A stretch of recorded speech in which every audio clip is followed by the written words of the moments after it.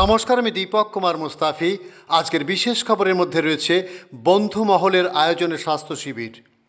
আজ বিরোহী মদনপুরের মাঝে খালধার পাড়াতে অনুষ্ঠিত হলো চক্ষু পরীক্ষা, স্বাস্থ্য পরীক্ষা, ঔষধ ও চশমা প্রদান অনুষ্ঠান। সেই সঙ্গে দুস্থ ও গরিব মানুষের জন্য জাকাত ও দান প্রদান। প্রতি বছরের বিশেষ কিছু দিনে ঈশ্বরীপুর বন্ধুমহল সোসাইটি সম্পূর্ণ বিনামূল্যে এই আয়োজন করে থাকে। আজ নারী দিবসে ঈদের প্রাক্কালে রোজা মরশুমে দুস্থ মানুষের পাশে দাঁড়িয়েছে এই সংগঠনটি। দীর্ঘ বছর ধরে বেশ কিছু সেবামূলক কাজের সঙ্গে যুক্ত তারা রয়েছে। এদিন দুস্থ মানুষদের জাকাত দান করে। রয়েছে বিনামূল্যে ব্লাড সুগার পরীক্ষা, ঔষধ ও চশমা বিতরণ, জেনারেল হেলথ চেক আপ প্রভৃতি। আজ প্রারম্ভিক অনুষ্ঠানে উপস্থিত ছিলেন আলিয়া ইউনিভার্সিটির উপাচার্য ডক্টর রফিকুল ইসলাম, সংগঠনের সভাপতি এবাদত মণ্ডল ও সম্পাদক মিনার হোসেন মণ্ডল সহ বিশিষ্ট ডাক্তারবাবুরা। রিপোর্ট ও ক্যামেরা দীপক মুস্তাফি ও গৌর ঘোষ।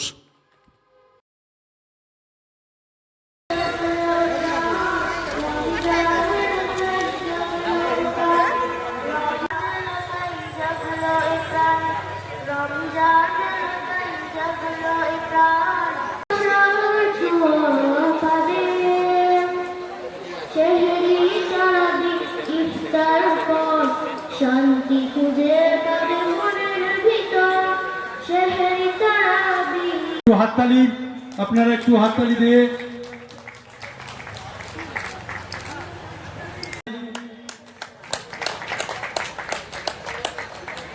আপনারা এদিকে চলে আসুন।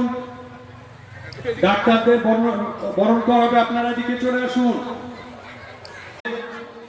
চক্ষু ক্যাম্পের যে ডাক্তার রয়েছেন শ্রাবণী ঘোষকে বরণ করবেন আমাদের সক্রিয় সদস্যা মাননীয়া শাবানা ম্যাম।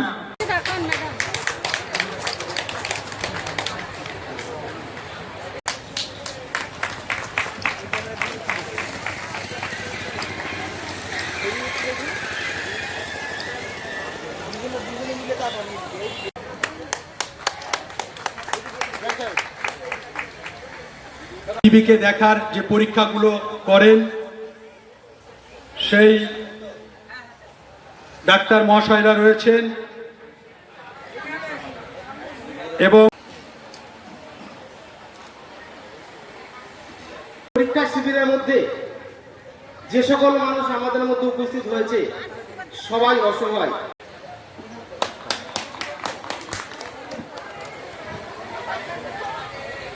রেজিস্টার করছেন তারা এদিকে চলে আসুন, একটু কাইন্ডলি সবাই চলে আসুন, 1 মিনিটের জন্য চলে আসুন।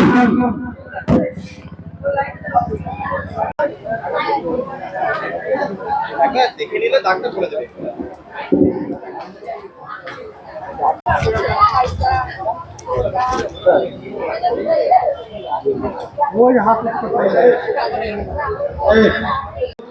হাঁটলে হবে না ভাষায়, যত বলি তত দেরি।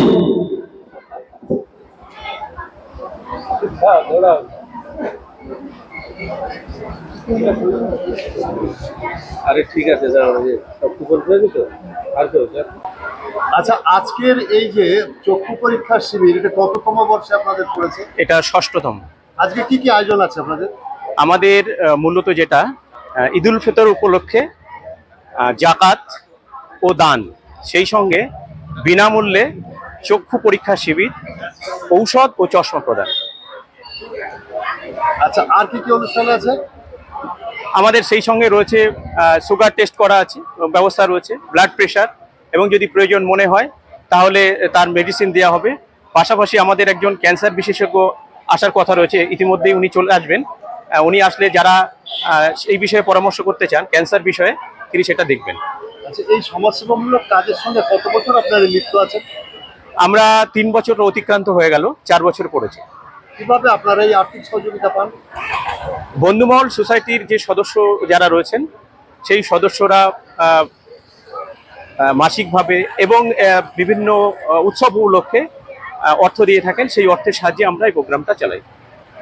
এরপরে আপনাদের কি পরিকল্পনা আছে? এরপরে আমাদের অনেক পরিকল্পনা রয়েছে। পরবর্তীকালে আমরা ব্যক্তিগতভাবে নির্দিষ্ট একটা জায়গায় যদি কোনো ডাক্তার বসাতে পারি, আমরা আগামী দিনে যদি কোনো চোখের হসপিটাল করতে পারি, বা এর চেয়েও বড় বড় যে সামাজিক উন্নয়নমূলক যে কাজগুলো রয়েছে সেগুলো যাতে করা যায় তার জন্য আমরা চেষ্টা করছি। কাজ করতে কি কোনো রকম সমস্যার না, আমাদের কোনো সমস্যা হচ্ছে না, বরং আমাদের সমাজের সকল স্তরের মানুষ সহযোগিতা করছে এবং উৎসাহ দিচ্ছে।